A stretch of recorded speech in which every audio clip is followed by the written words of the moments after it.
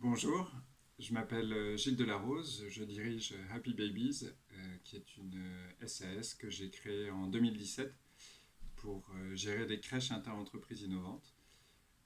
L'entreprise compte aujourd'hui 12 salariés et notre chiffre d'affaires devrait atterrir autour de 500 000 euros cette année. Il est encore en devenir.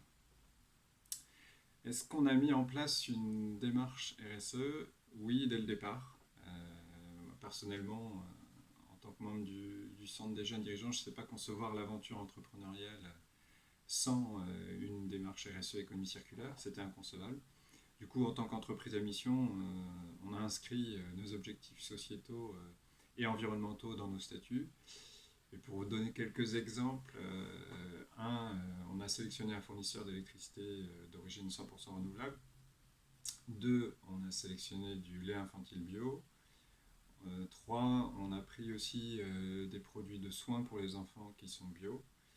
Et quatrième exemple, on a mis en place un produit de nettoyage de la crèche et des jouets au quotidien, qui est un produit révolutionnaire, 100% naturel, qu'on appelle l'eau ozonée et qui est utilisé dans certaines métropoles comme Montréal pour potabiliser l'eau, à ma connaissance.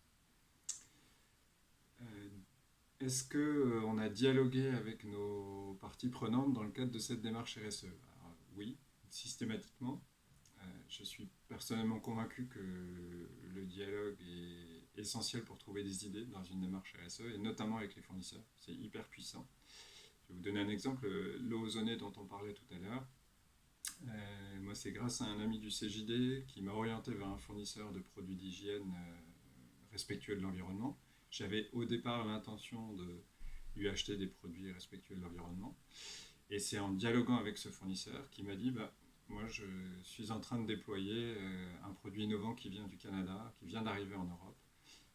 C'est un système très intéressant. Donc on a creusé le sujet et on a trouvé que c'était une super solution, puisque c'est un produit 100% naturel et qui rejette de l'oxygène. Donc pour les enfants, c'est top, l'atmosphère est très propre. Et pour les professionnels, c'est génial aussi, puisque c'est un sujet qui peut crisper parfois de devoir utiliser des produits toxiques. Il n'y a, aucun sujet, et ça élimine toute appréhension. Alors, qu'est-ce que cette démarche RSE nous apporte? Je dirais du sens, une facilité à recruter, une démarche d'amélioration continue et puis un plus commercial. Euh, le sens, pour moi, c'est ce qui prime. Ça permet l'alignement de toute l'équipe autour du projet. Et du coup, ça fait le lien avec la facilité à recruter, qui est le deuxième point. C'est beaucoup plus facile, même sur des métiers parfois en pénurie, comme la petite enfance, de recruter des personnes qui sont en phase et alignées avec le projet. Trois, sur l'amélioration continue. Ce qui est génial, c'est que c'est une démarche où on affine en permanence, on améliore. Dernier exemple, maintenant quand on achète des produits électroniques ou électroménagers, on essaye de privilégier de l'achat reconditionné. Typiquement pour l'aspirateur qu'on vient de commander cette semaine. Enfin, sur le plus commercial, ça ne marche pas avec tous les clients, mais pour certains d'entre eux, en tout cas, ça fait une différence, et puis ça a pu nous permettre, je pense, de gagner un appel d'offres. Les difficultés qu'on rencontre, c'est surtout de trouver des difficulteurs qui proposent ce qu'on veut.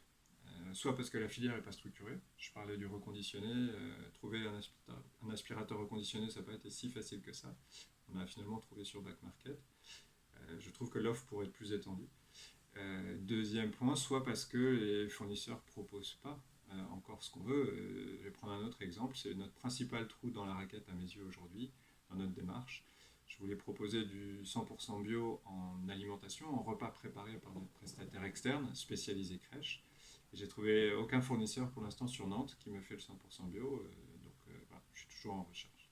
Avis aux amateurs. Est-ce que pour moi, mon expert comptable pourrait m'accompagner dans cette démarche? Je pense que oui. Il y a deux manières simples de le faire. Un, c'est être force de proposition.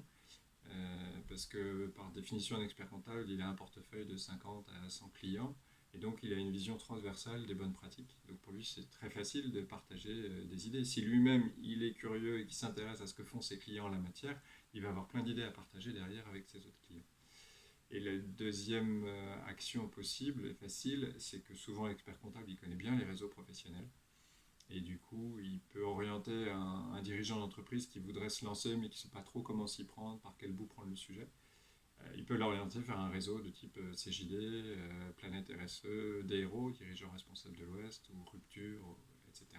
Ou une démarche Lucie éventuellement, qui est déjà beaucoup plus engageante.